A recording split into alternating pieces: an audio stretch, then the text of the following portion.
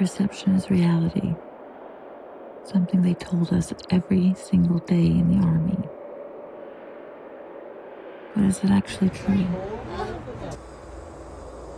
See, we tend to think we know what's real, right?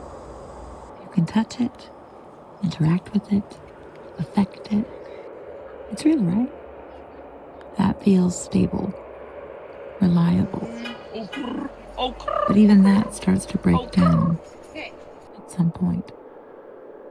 Everyone has false beliefs. Everyone has false memories. So how do we know which ones are which? Which ones are the real ones? And which ones are the delusions?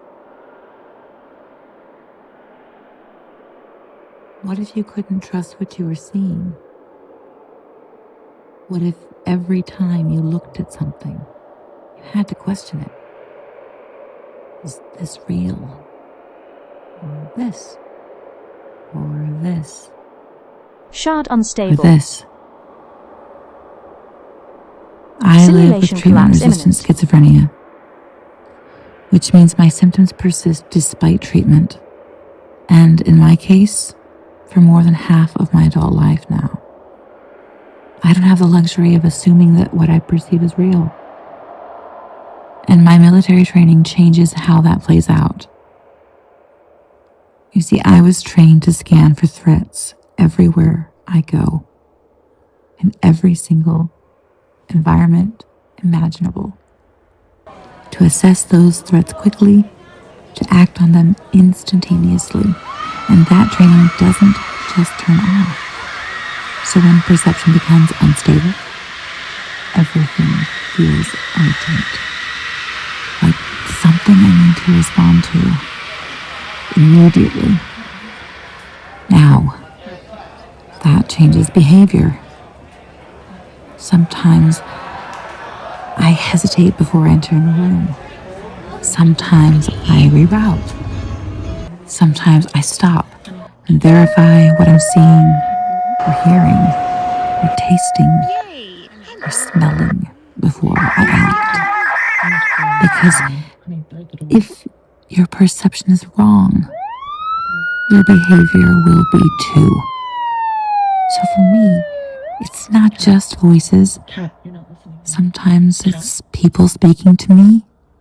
Sometimes it's messages, a call, a text. Sometimes it's things that shouldn't be there. And in the moment, it all feels real. Your brain doesn't flag it as imagined. It flags it as meaningful, as actionable. And while I can identify some baseline hallucinations, the ones I know aren't real, Shard I've spent unstable. years trying to navigate the ones I don't. And this just isn't about me anymore. Psychosis can happen to anyone. It shows up in trauma, mood disorders, depression, and now AI and immersive tech are introducing even more ambiguity into perception, more signals, more overlays, more things that feel real, whether they are or not. So I have to ask, who is technology really for? Because right now, we are building systems on top of human perception without fully understanding how fragile it is. The brain isn't a camera, it's a prediction system.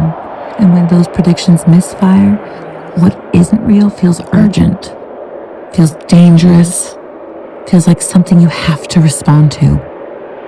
And you do. You cannot predict what someone will do if they believe they are in danger, which makes this a design problem.